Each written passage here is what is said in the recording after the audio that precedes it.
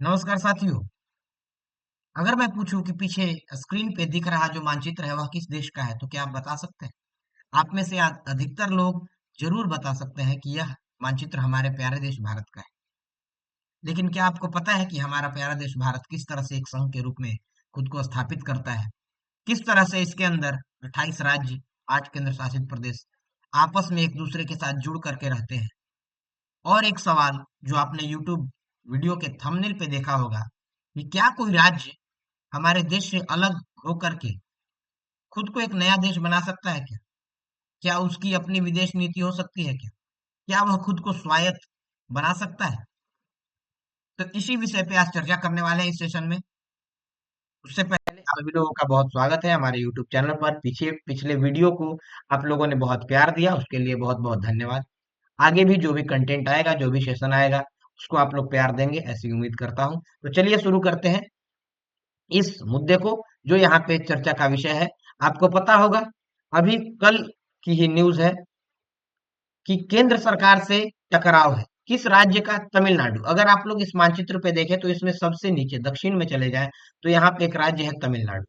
एकदम दक्षिणी छोर पे जो राज्य है, नाम है उसका तमिलनाडु। तो तमिलनाडु की जो सरकार है, एम के स्टैलिन की, जो करुणानिधि स्टैलिन है, इनकी सरकार का आप लोगों को पता होगा कि केंद्र सरकार के साथ कुछ अच्छे संबंध नहीं रहे हैं पिछले कुछ दिनों में। और इसी के कारण यहाँ पे स्टैलिन सरकार के द्वारा अपने राज्य को यानी तमिलनाडु को स्वायत्त बनाने के लिए, मतलब फ्री, उनका केंद्र से किसी तरह से कंट्रोल ना हो, राज्य खुद ही इंडिपेंडेंट हो, हर तरह से बाहरी जो भी इंटरनेशनल रिलेशन हो, विदेश नीति अपने तरफ से चलाए और केंद्र का कोई भी हस्तक्षेप ना हो, इसके लिए एम के स्टैलिन के द्वारा यहाँ पे एक हाई लेवल कमेटी बनाई गई। खबर को देख सकते हैं यहाँ पे आप लोग। तमिलनाडु के मुख्यमंत्री एम के स्टैलिन ने राज्य की स्वायत्तता के लिए एक उच्च स्तरीय समिति का गठन किया है, जिसका अध्यक्ष जो रहेंगे, जस्टिस कुरियन जोसेफ रहेंगे। पहले यह सुप्रीम कोर्ट में जज रह चुके हैं। और इसमें जितने भी सदस्य हैं वो सब लोग एम के स्टैलिन जो है, इनके पिताजी करुणानिधि जो थे, उनके बहुत खासम खास हैं।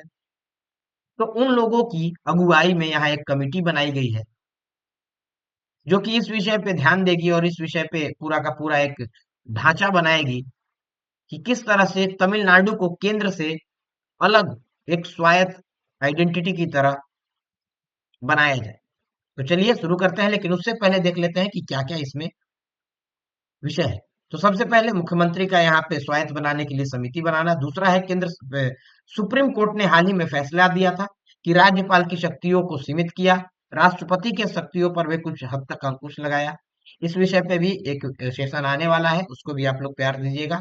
और फिर पिछले दिनों यहाँ पे जो तमिलनाडु के सीएम है स्टैलिन जी, इन्होंने नीट और त्रिभाषा नीति, जो कि केंद्र सरकार से रेगुलेट होती है, उसका विरोध किया। लेकिन उससे पहले समझते हैं हम अपने भारत को, अपने भारत के संघवाद को। हमारा भारत कैसे चलता है? तो हमारा भारत चलता है भारतीय संविधान से। भारतीय संविधान में कुछ अनुसूचियां हैं, कुछ भाग हैं, उनके द्वारा चलता है। अगर यहाँ पे अनुसूचियों की बात करें तो थोड़ा सा इस पे हम लोग फोकस करें तो 1949 में 8 अनुसूची थी, जबकि आगे बढ़ते के साथ अभी वर्तमान में 12 अनुसूचियां हैं। प्रथम अनुसूची जो है वही हमारे काम की है आज के विषय के। यहाँ प्रथम अनुसूची में अनुच्छेद 1 से 4 तक है, जिसमें राज्य और केंद्र शासित जो प्रदेश हैं उसके क्षेत्रीय अधिकार क्षेत्र के बारे में बात किया गया है कि क्या क्या उनके अधिकार है। ठीक है। पहला जो अनुच्छेद है, पहले भाग में देखें तो इंडिया अर्थात भारत राज्यों का संघ है। राज्यों का संघ होने का मतलब क्या है कि छोटे छोटे बहुत सारे राज्य, छोटे छोटे बहुत सारे राज्य आपस में जुड़ करके और एक पूरा का पूरा संघ बनाएंगे। हमारे यहाँ जो संघ का अवधारणा है, यह कनाडा के संविधान से लिया गया है। ध्यान रखिएगा, कनाडा के संविधान। ठीक है। और हमारे यहाँ जो फेडरलिज्म है, संघवाद है, वह अर्ध संघवाद है, क्वाजी फेडरल बोलते हैं इसको। हमारे यहाँ जो संघवाद है उसको क्या बोलते हैं? Quasi federal. ध्यान रखिएगा, क्वाजी फेडरल। तो पहले पूरे के पूरे संविधान को समझिएगा। बाबा भीम साहब अम्बेडकर ने जो इस संविधान की रचना की, उसके बारे में हम अच्छे से डिटेल को समझेंगे। फिर इस विषय पे आएंगे कि क्या यह किसी राज्य के लिए संभव है कि वह भारत को छोड़कर अपनी एक अलग आइडेंटिटी बना ले, खुद को स्वतंत्र कर ले, स्वायत्त कर ले। तो क्वाजी फेडरल है।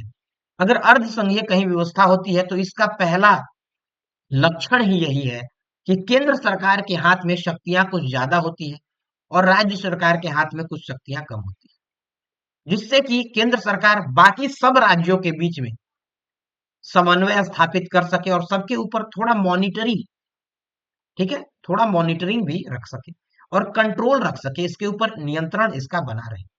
इसके लिए केंद्र सरकार को कुछ अलग विषय दिए गए, कुछ अलग सूची बनी।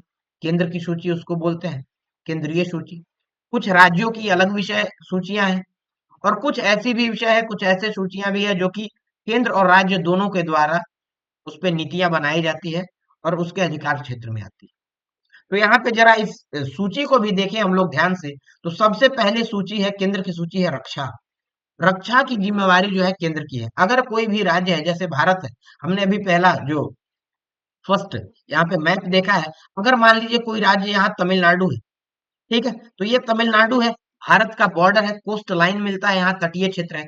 अगर इस राज्य पे बाहर का कोई देश यहाँ सपोज मान ले कि अगर श्रीलंका के द्वारा यहाँ आक्रमण कर दिया जाए, किसी तरह से वहां पे सेना भेज दिया जाए, तो तमिलनाडु की रक्षा करने की जो जिम्मेवारी है वह किसकी? वह हमारे भारत देश की है और केंद्र सरकार की है। केंद्र सरकार के पास जो सेना है उससे उसकी रक्षा की जाएगी। जो अंतर्राष्ट्रीय संबंध है, अंतर्राष्ट्रीय नीति किस तरह से बनेगी, इंटरनेशनल पॉलिसी क्या होगा, इस पे विषय बना। रेलवे, संचार, इन विषयों पर केंद्र सरकार की अधिकार क्षेत्र में आता है। वहीं समवर्ती में देखें तो एक विषय है जिसपे डिबेट है, जिसपे आज हम लोग चर्चा करेंगे, वह है शिक्षा। शिक्षा के ऊपर केंद्र सरकार की भी नीतियां बनती है और राज्य सरकार की भी नीतियां बनती है। फिर कुछ राज्य की भी सूचियां हैं, जैसे पुलिस हो गया, पब्लिक हेल्थ हो गया, या फिर अस्पताल हो गया, साफ सफाई, खेती किसानी, इस तरह से अलग अलग है। तो शिक्षा सूची जो है यह समवर्ती सूची का है, केंद्र और राज्य दोनों के समन्वय से, दोनों के मिलने से ये पूरा का पूरा सिस्टम चलता है।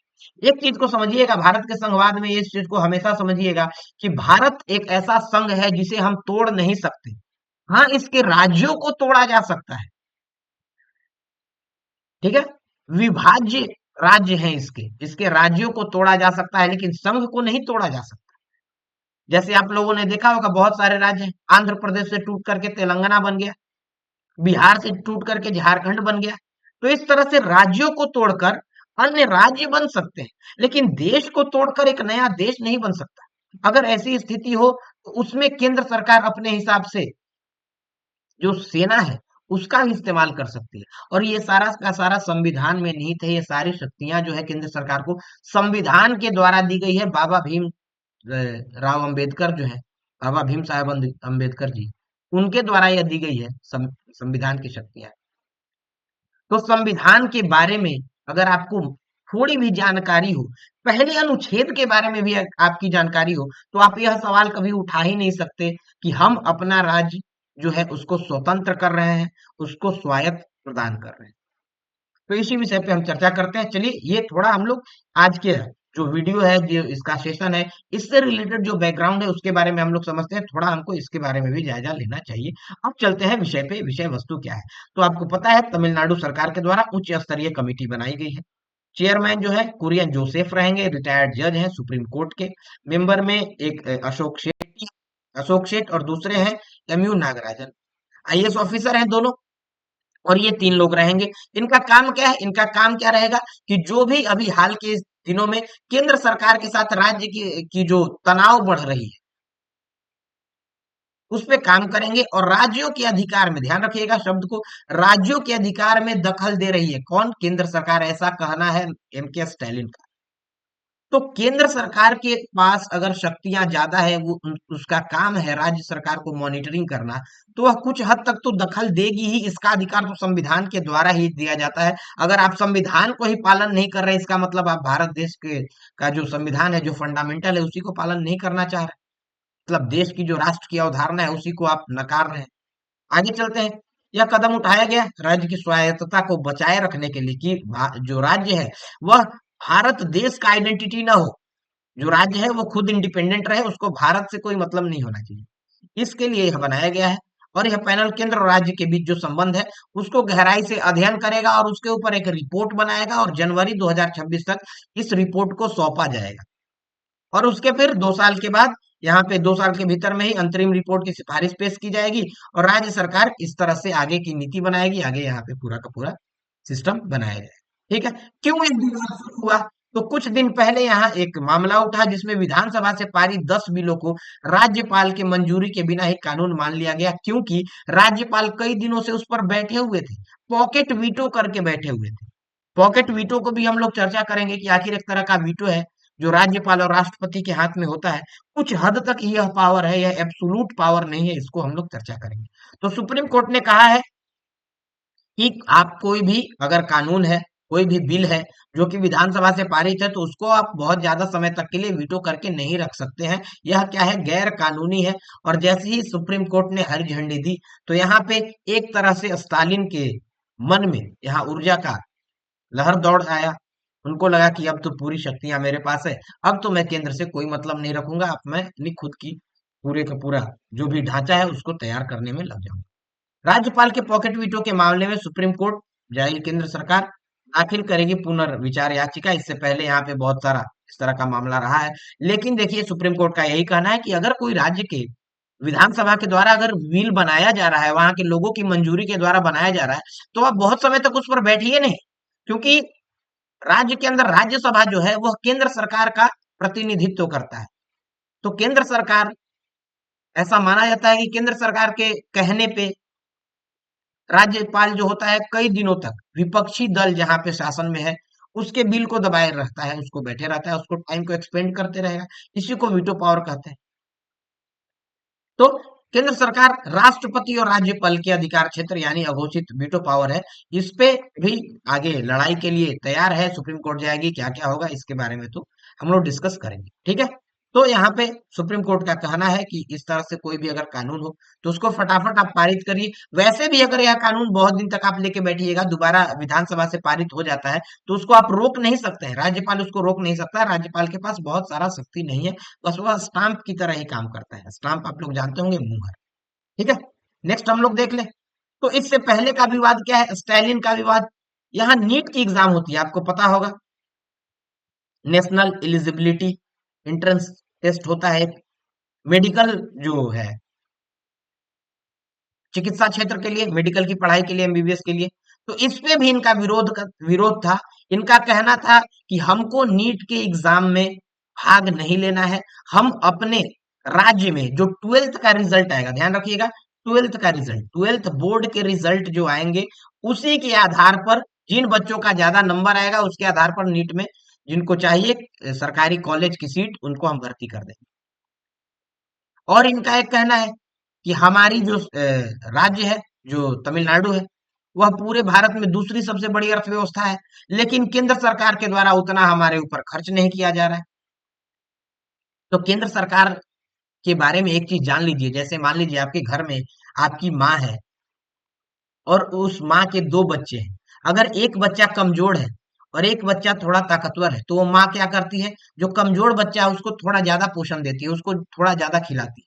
तो केंद्र सरकार का यही काम है कि पूरे देश में, पूरे परिवार में जो अलग अलग राज्य है, केंद्र शासित प्रदेश है, उसमें हर किसी को बराबर पोषण मिले। ठीक है। लेकिन किसी को ज्यादा जरूरत है तो उसको थोड़ा ज्यादा भी दिया जाता है। तो इस तरह से सब चीज मैनेज किया जाता है। हाँ, इसके पीछे कुछ राजनीति भी होती है, ऐसा इस बात से नहीं नकारा जा सकता कि राजनीति नहीं होता है। केंद्र सरकार में भी कोई ना कोई पार्टी ही है और वह पार्टी हर जगह अपने राजनीतिक फायदे को देखेगी, तो इसके पीछे कुछ राजनीति भी होती है। और इससे पहले का एक मामला क्या था कि त्रिभाषा नीति। त्रिभाषा नीति आपको पता होगा, 2020 का जो नई शिक्षा नीति आई, न्यू एजुकेशन पॉलिसी, तो इसके तहत जितने भी सरकारी स्कूल है, प्राइवेट स्कूल है, उसमें 3 भाषाओं को सिखाया जाना है, कि 3 भाषा सिखाया जाए। दो कम से कम इसमें भारतीय भाषा हो और एक अन्य भाषा जो भी आप चाहे सीख सकते हैं। तो पहली भाषा तो क्या रहेगी, 3 भाषा है, तो पहली भाषा क्या रहेगी, तो पहला तो जो स्टूडेंट है, जहाँ का छात्र है, उसकी मातृभाषा जो है, जो स्थानीय भाषा है, जो क्षेत्रीय भाषा है, ठीक है, वो है प्राइमरी एजुकेशन, तो उसी में होगा, उसी भाषा में, अपने भाषा में ही उसको पढ़ना है। दूसरा भाषा या तो हिंदी, अगर हिंदी बेल्ट में है, जैसे उत्तर भारत है, वहां पे हिंदी बेल्ट, हिंदी ज्यादा बोला जाता है, हिंदी भाषा बोलने वाले लोग ज्यादा है, तो वहां के लिए आप हिंदी सीख लीजिए। या फिर अगर आप दक्षिण में है, तो वहां पे जो भाषा ज्यादा यूज हो रहा है, अगर आप तमिलनाडु में हैं तो वहां के अनुसार भाषा सीख लीजिए, तमिल सीख लीजिए, मलयालम सीख लीजिए, कन्नड़ सीख लीजिए, उड़ीसा में है उड़िया सीख लीजिए, बांग्ला सीख लीजिए।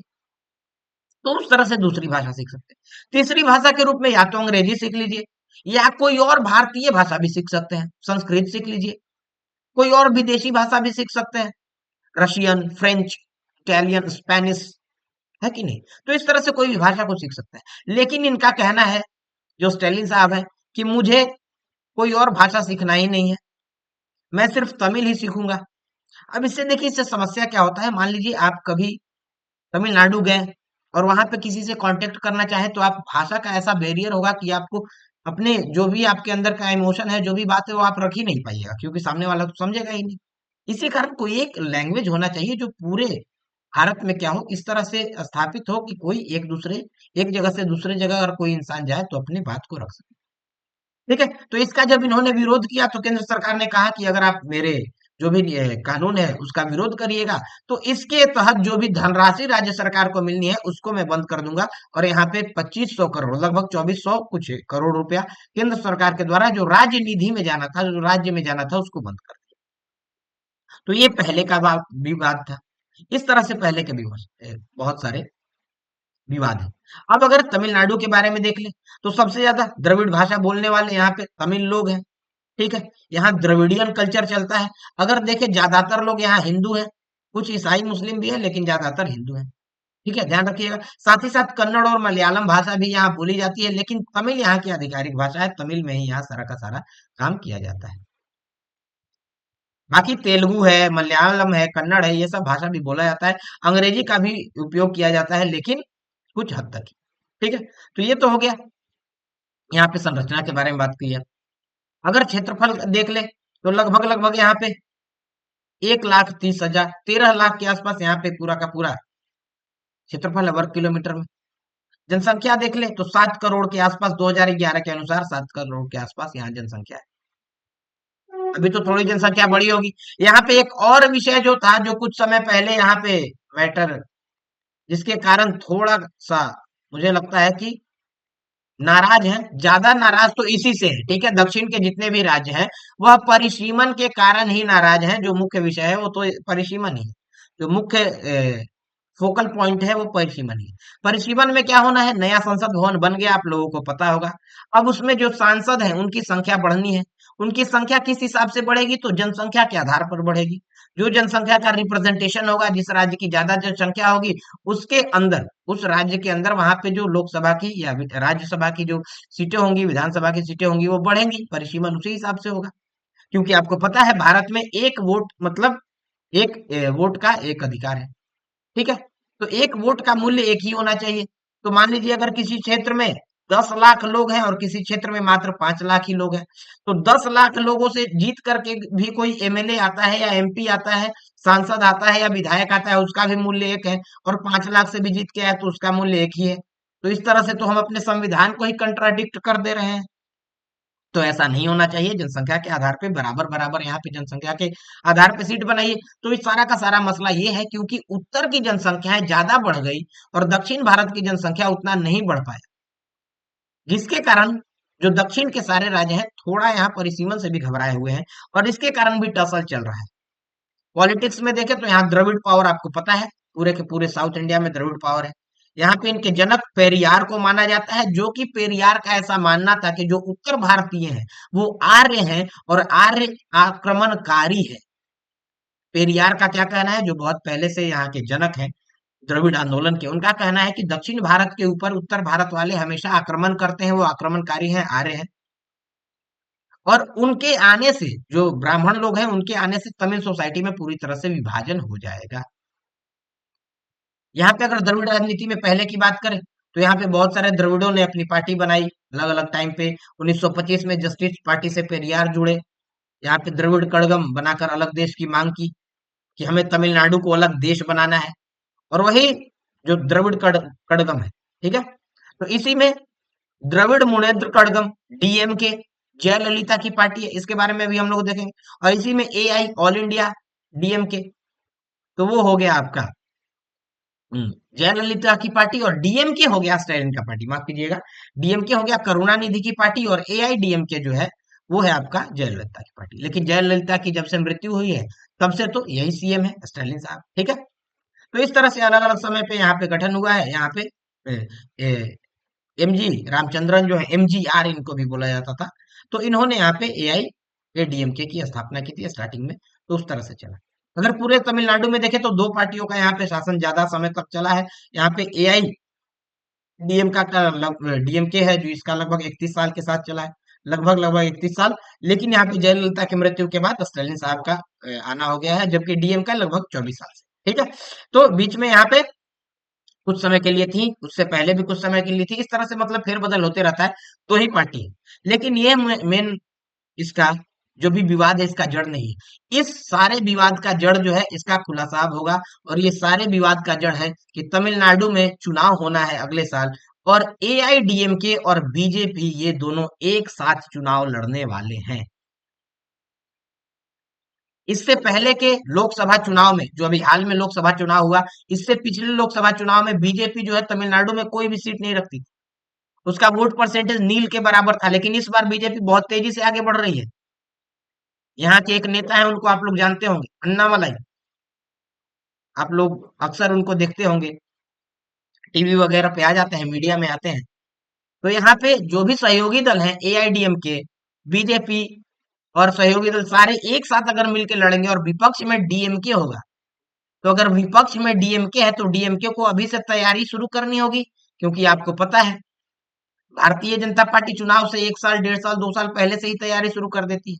तो सारा का सारा जितना भी मैटर है, कुछ हद तक, ऐसा नहीं कहूंगा कि दखलंदाजी नहीं है, लेकिन कुछ हद तक दखलंदाजी है। लेकिन जितना भी ये सारा का सारा ड्रामा है, ये राजनीतिक है। ध्यान रखिएगा, इसके पीछे घोर राजनीति है, और यह राजनीति के द्वारा प्रेरित है। क्योंकि यहाँ पे हाल ही में, यहाँ पे पिछले कुछ दिन यहाँ पे गए थे जो गृह मंत्री हैं और भाजपा पार्टी से हैं, ये भी ध्यान रखिएगा, बीजेपी से हैं, अमित शाह। और ये यहाँ तमिलनाडु में गए थे और इन्होंने घोषणा कर दी कि एआईडीएमके और बीजेपी एक साथ चुनाव में लड़ेगी। और यहाँ पे उसी पार्टी के, ठीक है, के पलानी स्वामी के नेतृत्व में लड़ा जाएगा। तो यहाँ पे जब पहले ही घोषणा हो चुकी है तो डीएमके को तो यहाँ पलटवार करना ही था। पहले से भी थोड़ा अनबन था, और इस बार जो घोषणा हुई है इसके बाद तो इस ये जो भी यहाँ ड्रामा था इसको और तेज होना ही। तो सारा का सारा यहाँ जो कंक्लूजन है इसको आप समझिएगा, और ये एक तरह का राजनीतिक स्टंट है, इससे ज्यादा कुछ भी नहीं है। कोई भी राज्य भारत से अलग नहीं हो सकता, क्योंकि संविधान के तहत भारत जो है राज्यों का संघ है। सब राज्य आपस में जुड़ के रहते हैं, क्योंकि भारत उसको कंट्रोल करता है। सेंट्रल पावर मॉनिटर करता है, कंट्रोल करता है पूरे स्टेट अथॉरिटी को। और अगर कोई स्टेट ऐसा कहे कि मैं टूट के अलग होऊंगा, तो उसके लिए भारत सरकार के पास सेना भी है, सेना का भी इस्तेमाल कर सकती है। क्योंकि भारत की अखंडता को तोड़ा नहीं जा सकता। अविभाज्य संघ है। विभाजित राज्य हो सकते हैं लेकिन संघ कभी भी विभाजित नहीं। तो इसी सवाल के साथ सेशन को समाप्त करूंगा कि क्या यह सही है किसी एक राज्य के द्वारा खुद को केंद्र से अलग कर लेना, भारत की आइडेंटिटी है, जो भारत की अवधारणा है, उससे अलग कर लेना। पिछला वीडियो आपने देखा होगा, बंगाल खुद को कहता है कि मैं केंद्र सरकार के बनाए हुए नियम को नहीं मानूंगा, मुझे लोकसभा और राज्यसभा में भरोसा नहीं है, मुझे संसद पे भरोसा नहीं है। तो संवैधानिक जो ढांचा है उसके ऊपर भरोसा न होना, भारत से खुद को अलग दिखाना और अलग आइडेंटिटी की तरह खुद को एक नया राष्ट्र की तरह, एक नए देश की तरह बनाना कहाँ तक सही है, इस पे कमेंट जरूर करिएगा। कि किसी राज्य के मुख्यमंत्री के द्वारा इस तरह का बयान दिया जाना, इस तरह की समिति का गठन करना कितने हद तक सही है, और केंद्र सरकार को इस पे क्या कदम उठाना चाहिए, इसका कमेंट सेक्शन में आप लोग जवाब जरूर दीजिएगा, आपस में चिंतन करके, आपस में मनन करके। मिलते हैं एक नए सेशन में, तब तक के लिए धन्यवाद। जय हिंद।